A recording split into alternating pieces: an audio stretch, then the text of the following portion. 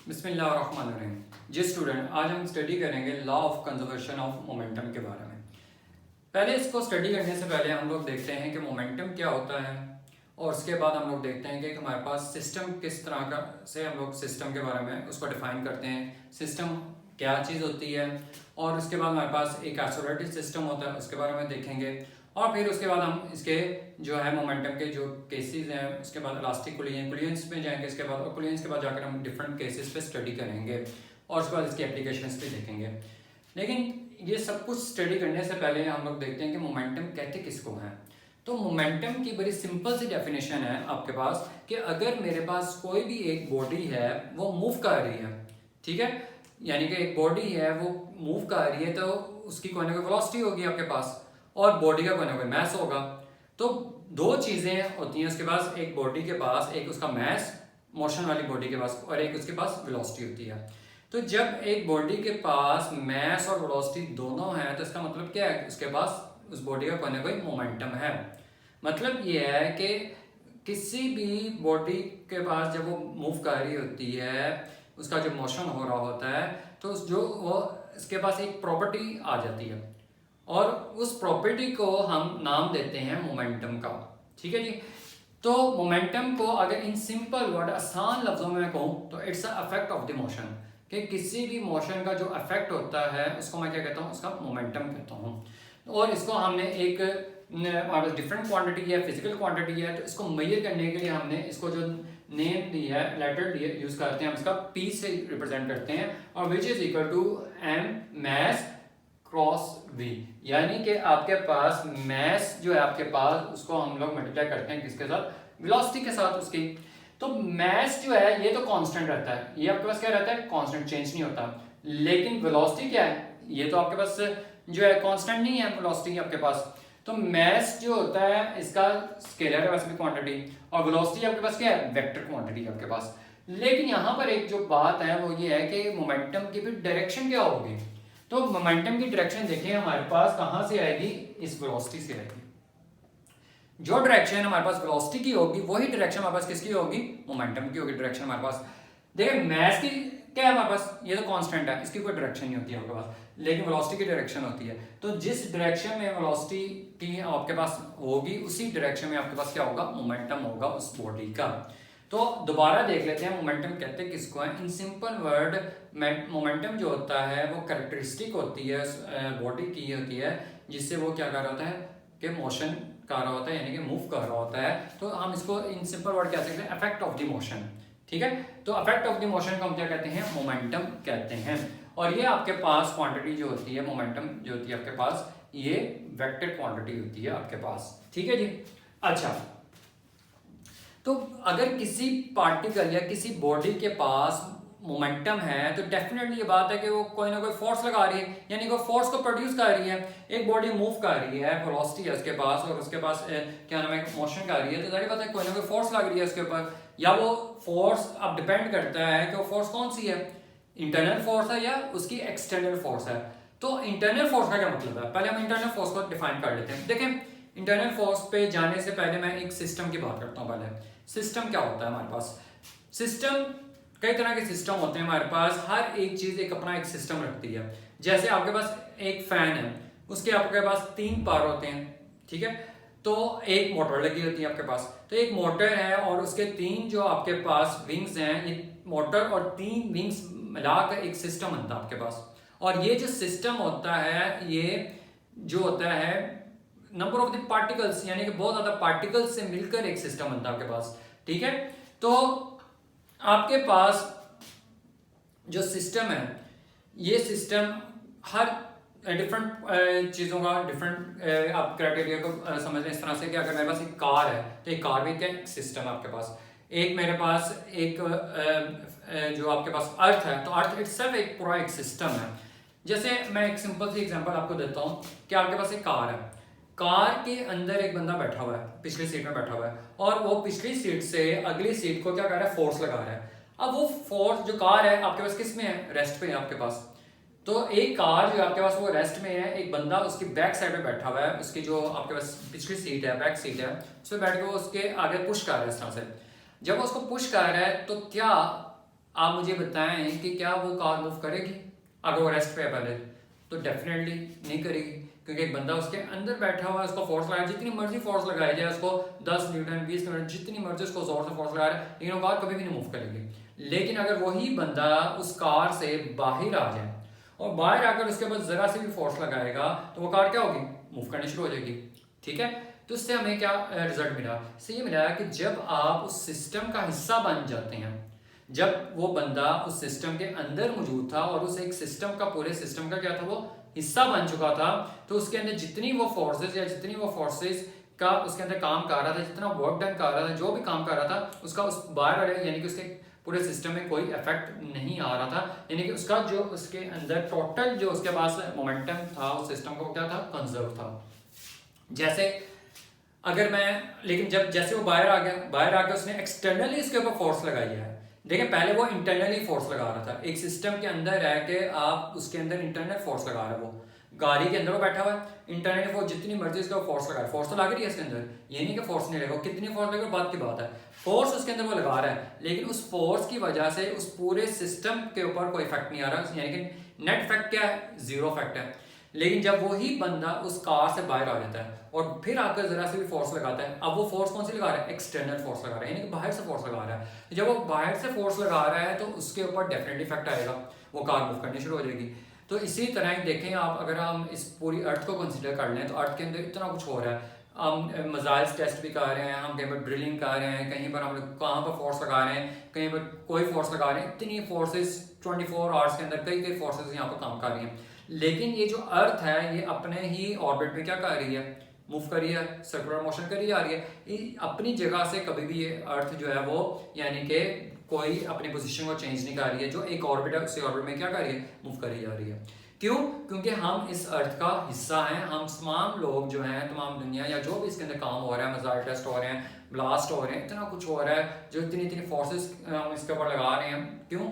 इस पूरी अर्थ पे इंटरनली तो अफेक्ट पा रहा है, लेकिन आउटसाइड से इस पूरी अर्थ को कोई इफेक्ट नहीं पा रहा, क्योंकि हम सब क्या है? इस सिस्टम का हिस्सा बन चुके हैं, और इस सिस्टम के अंदर रहकर हम जितनी मर्जी फोर्स लगा रहे हैं, इस पूरे सिस्टम में उसका नेट इफेक्ट क्या रहेगा? जीरो रहेगा।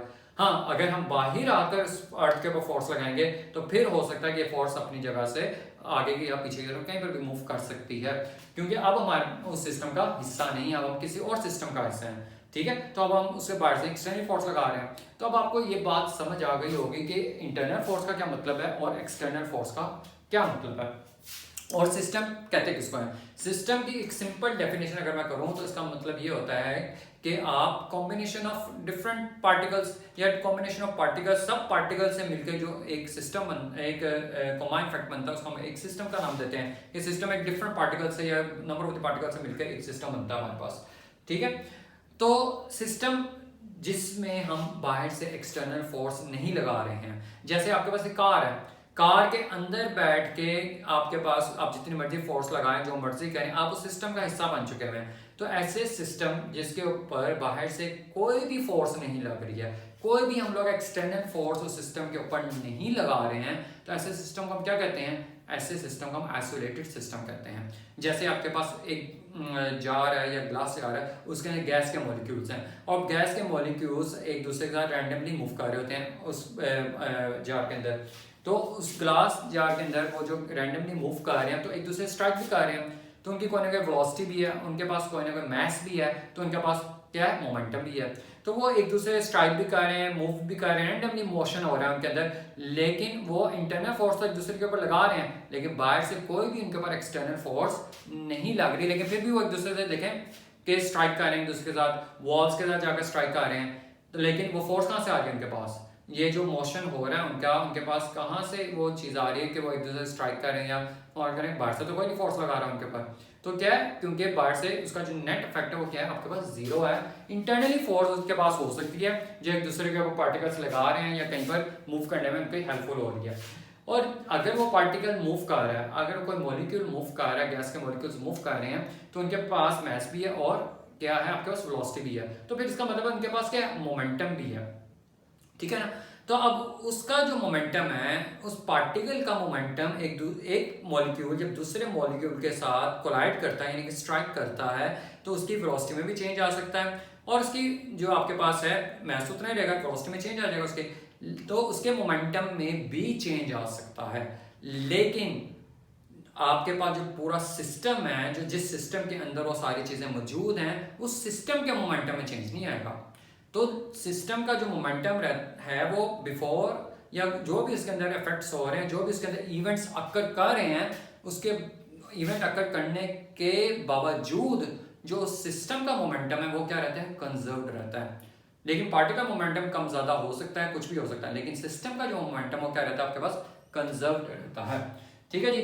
तो अब आपको पता लग गया है कि मोमेंटम किसको कहते हैं, सिस्टम का मतलब क्या है असल में, और हमारे पास आइसोलेटेड सिस्टम किसको कहते हैं, ऐसा सिस्टम जिसके ऊपर कोई भी बाहर से एजेंसी है जो एक्सटर्नल फोर्स नहीं अप्लाई कर रही है, ऐसे सिस्टम को हम क्या करते हैं, आइसोलेटेड सिस्टम कहते हैं। जैसे गैस के मॉलिक्यूल्स हैं, वो रैंडमली मूव तो कर रहे हैं, ठीक है, रैंडमली मूव भी कर रहे हैं, एक दूसरे से कोलाइड भी कर रहे हैं, लेकिन बाहर से कोई भी उसके ऊपर एक्सटर्नल फोर्स नहीं लगा रहा है, तो उसको हम कहते हैं आइसोलेटेड सिस्टम।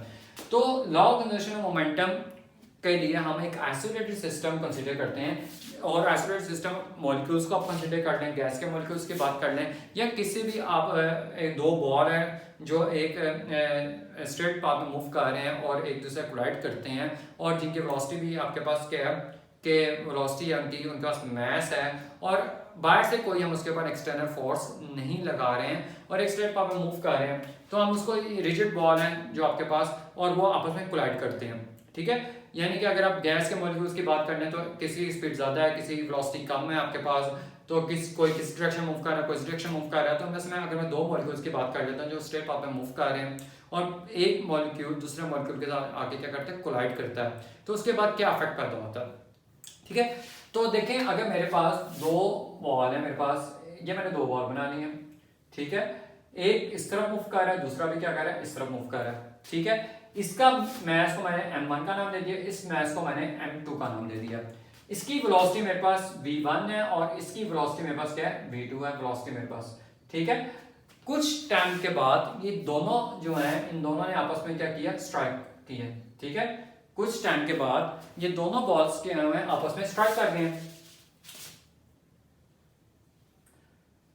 अच्छा, ये मास इसका 1 है और मास 2, स्ट्राइक करने के बाद मास तो सेम रहेगा, मास तो कांस्टेंट रहता है आपके पास, लेकिन क्या होगा कि जब ये दोनों स्ट्राइक किए हैं आपके पास, तो ये जो आपके पास है m2 मास वाला, ये इस तरफ मूव किया, और m1 मास वाला सपोज करें कि इस डायरेक्शन में क्या कर गया, मूव कर गया। ठीक है, तो जब इन दोनों के ऊपर दोनों के स्ट्राइक किए, दोनों एक दूसरे के ऊपर फोर्स लगाई, इंटरनल फोर्स लगाई, एक्सटर्नल फोर्स की बात नहीं कर रहा, बाहर से कोई फोर्स नहीं लग रही, इन दोनों की आपस की जो इंटरनल फोर्स है वो एक दूसरे के ऊपर लग रही है। तो अगर फोर्स की डायरेक्शन यहाँ पर मैं ले लेता हूँ, इसकी F1 ले लेता हूँ, और इसको मैं कह लेता हूँ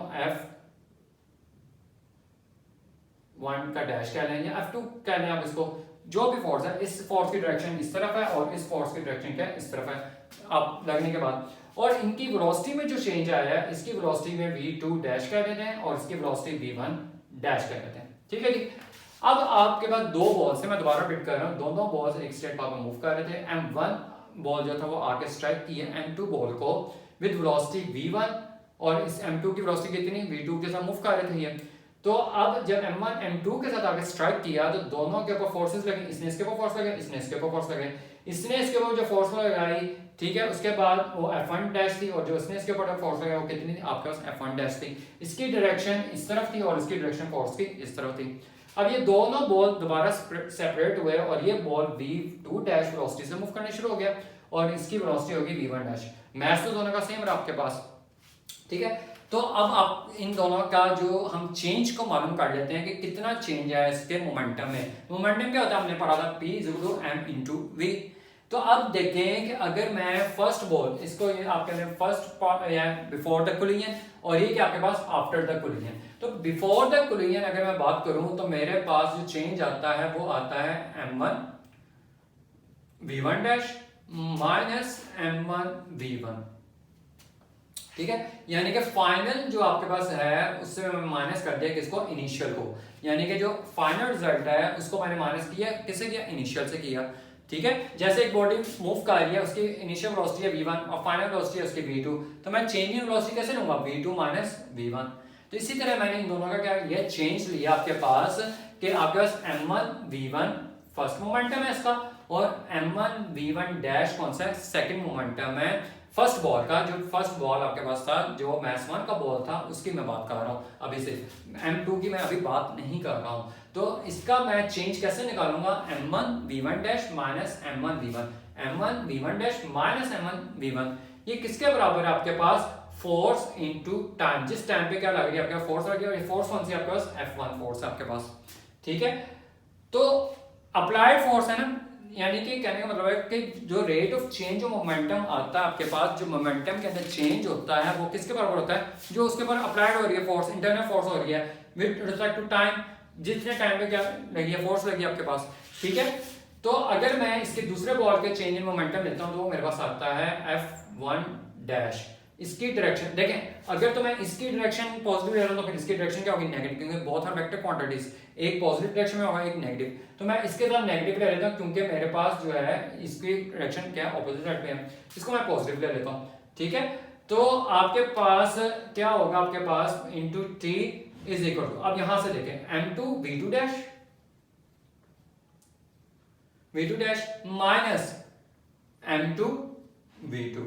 तो अब ये जो है m2 v2 dash final momentum में से मैंने इनिशियल मोमेंटम यानी कि बिफोर द कोलिजन जो मोमेंटम था उस बॉडी का, उसको मैंने क्या कर दिया, माइनस कर दिया, मेरे पास चेंज इन मोमेंटम आ गया। अब total momentum before and after कैसे मालूम करेंगे, इन दोनों को एड अप कर देते हैं।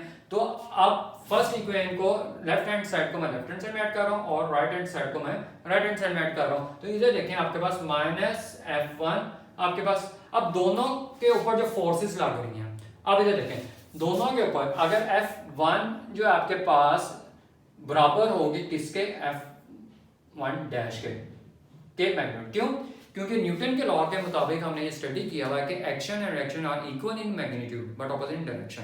तो इक्वल इन मैग्नीट्यूड तो होंगी forces but opposite in direction होगी। तो ये फिर ये दोनों फोर्सेस क्या हो जाएंगी, इक्वल हो जाएंगी। और अगर इन दोनों फोर्सेस इक्वल है तो इन दोनों फोर्सेस को मैं F के इक्वल कर देता हूँ, ठीक है। तो फिर मैं यहाँ पर खाली F ले रहा हूँ, तो माइनस F आपके पास ये वाला आ जाएगा, प्लस आपके पास आ जाएगा F ये आ जाएगा, और दोनों में मेरे पास क्या है, T कॉमन आ जाएगा। तो T को मैं बाहर लिख लेता हूँ। अगर मैं इसको डिटेल में दोबारा कर देता हूँ कि आपके पास आ जाएगा ये F माइनस इंटू टी, ठीक है जी, प्लस मेरे पास F1 डैश, इसको 1 ले लेते हैं, इंटू टी, ये एक वैल्यू और एक है, ये फर्स्ट वन आ गया और ये सेकंड, इन दोनों मैंने क्या कर दिया, ऐड कर दिया इक्वल। इसको पहले मैं इस पूरी को लिख लेता हूँ, m1 v1 dash minus m1 v1 plus, अब ये वाली वैल्यू आ जाती है m2 v2 dash minus m2 v2, ठीक हो गया। अब यहां पर देखें कि F1 और F1 डैश दोनों किसके बराबर है, F के बराबर है। तो मैं यहां पर वैल्यू पुट कर लेता हूं minus F into T plus F into T, क्यों, क्योंकि मेरे पास F1 इक्वल है मेरे पास F1 डैश के और which is equal to F के, ठीक है। तो इसकी जगह मैंने क्या पुट कर दिया, F पुट कर दिया, इक्वल टू मेरे पास आ जाता है m1 v1 dash minus m1 v1 plus m2 v2 dash minus m2 v2, ठीक हो गया जी। अच्छा, अब यहां से मैं t को कॉमन निकाल लेता हूं, तो ये आ जाएगा मेरे पास minus f plus f into T, ठीक है, विच इज इक्वल टू, इसको मैं दोबारा लिख देता हूं,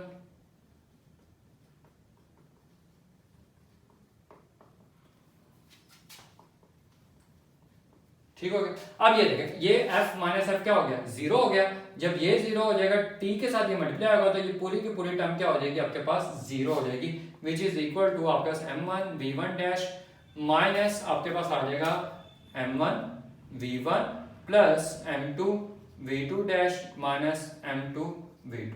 अब माइनस वाली वैल्यू इक्वल को इस तरफ ले जाएं तो आपके पास आ जाता है m1 v1 plus m2 v2 बराबर है आपके पास m1 v1 dash plus m2 v2 dash. ये जो आपके पास वैल्यू आई है इसका मतलब क्या है, देखें मैथ्स किसका, ये फर्स्ट बॉल का मैथ्स है और फर्स्ट बॉल की क्या वेलोसिटी आपके पास, और ये क्या मैथ्स 2 किसका है, फर्स्ट बॉल का, और वेलोसिटी किसकी है, सेकंड बॉल की, यानी कि मैथ्स 2 आपके पास सेकंड बॉल का आपके पास, और वेलोसिटी भी क्या सेकंड बॉल की, यानी कि बिफोर द कोलिजन ये पूरी की पूरी टर्म आपको मिल रही है बोर 1 और बोर 2 की।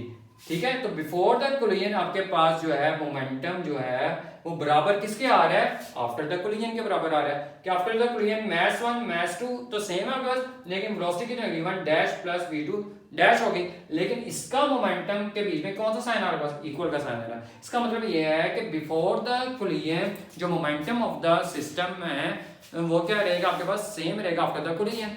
यानी कि momentum of this system remain क्या रहेगा, कंजर्व्ड रहेगा, वो चेंज नहीं होगा। मोमेंटम उसका चेंज हो रहा है, किसका चेंज हो रहा है, जस्ट पार्टिकल का चेंज हो रहा है, लेकिन जो पार्टिकल जिस सिस्टम में है उस सिस्टम का मोमेंटम क्या रह रहा है आपके पास, कंजर्व्ड रह रहा है। पूरे का पूरे सिस्टम का जो है आपके पास मोमेंटम क्या रह रहा है, कंजर्व्ड रह रहा है। ठीक है, इसी को हम कहते हैं law of conservation of momentum भी कहते हैं। अच्छा, इसकी अगर हमको एग्जांपल देखते हैं कि वेरी सिंपल से एग्जांपल्स देखते हैं हम लोग इसकी। अगर आप देखें कि आपके पास एक शिप है जो रेस्ट पे मौजूद है, कोई शिप है आपके पास पानी के ऊपर है लेकिन वो रेस्ट पे मौजूद है, और आप यहाँ से उस शिप को देख रहे हैं। ठीक है, तो अब उस शिप के ऊपर एक बंदा खड़ा हुआ है और बिल्कुल स्ट्रेट पावर मूव कर रहा है, यानी बिल्कुल स्ट्रेट खड़ा हुआ है उसके ऊपर। यानी कि मैं यहाँ पर एक शिप बनाता हूँ, आपके पास ये अगर एक शिप है, ये आपके पास एक शिप है, ठीक है, यहां पर एक आपके पास क्या है, एक बंदा आपके पास खड़ा हुआ है,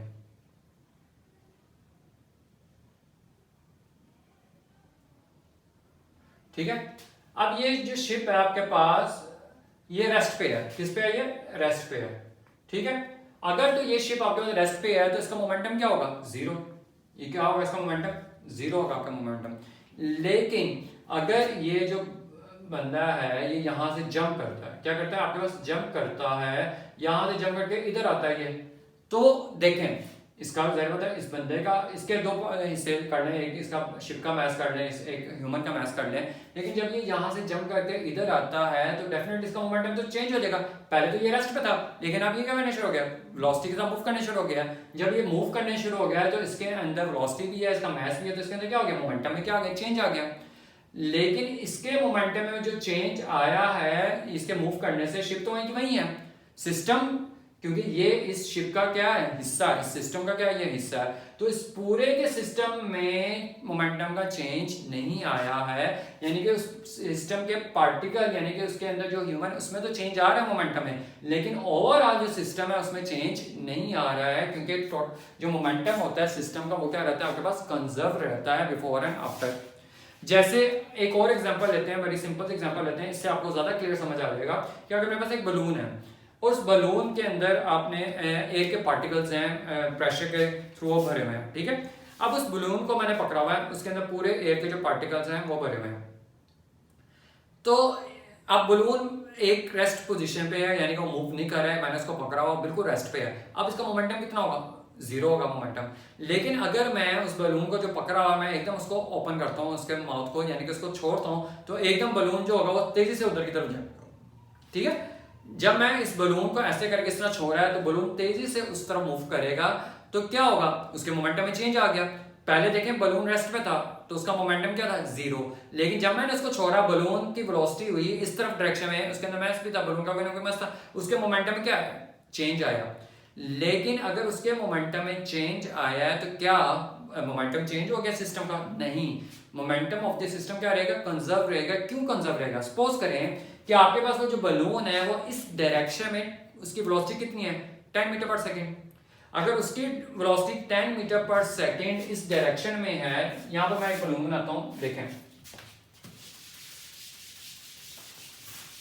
इधर देखें, ये आपके पास एक बलून है, ठीक है, ये इसको मैंने यहां से आपने पकड़ लिया, ठीक है। ये अब इसके अंदर पार्टिकल्स हैं एयर के, हवा भरी हुई है। अब आपने यहां से पकड़ा हुआ था इसको, ये किस में था, रेस्ट पे था।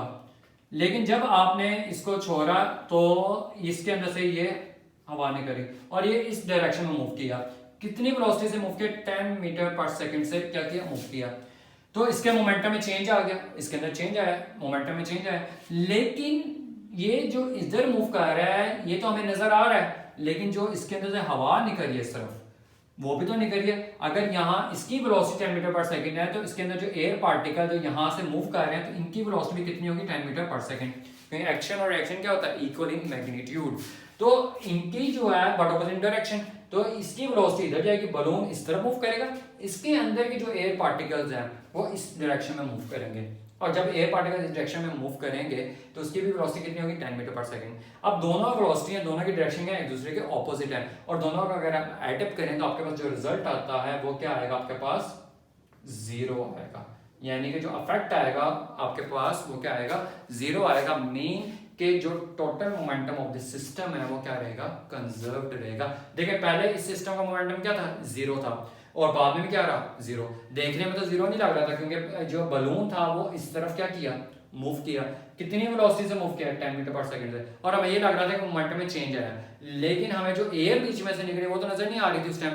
लेकिन अगर उस एयर को देखें तो उसके पार्टिकल्स भी इस डायरेक्शन में 10 मीटर पर सेकंड के हिसाब से मूव कर रहे हैं ऑपोजिट डायरेक्शन, और जब हम दोनों का एडअप करते हैं तो तब भी इफेक्ट हमारे पास क्या आता है, जीरो ही आता है। मोमेंटम भी क्या आता है, तब भी जीरो आता है अगर हम उनका एडअप करें। लेकिन इंडिविजुअली तो चेंज हो रहा है मोमेंटम, लेकिन सिस्टम का मोमेंटम क्या रह रहा है आपके पास, कंजर्व्ड रह रहा है।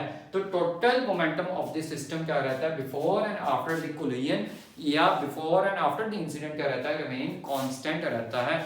उस इंसिडेंट का उस सिस्टम के ऊपर इफेक्ट जो है वो इंडिविजुअली पा रहा है, लेकिन पूरे सिस्टम के ऊपर कोई इफेक्ट नहीं पड़ता है, यानी कि उस सिस्टम के अंदर जो पार्टिकल हैं जो मूव कर रहे हैं उनका मोमेंटम चेंज हो सकता है, लेकिन उनके मोमेंटम चेंज होने से total effect of this system का मोमेंटम चेंज नहीं होता है, वो ऑलवेज क्या रहता है, कंजर्व्ड रहता है।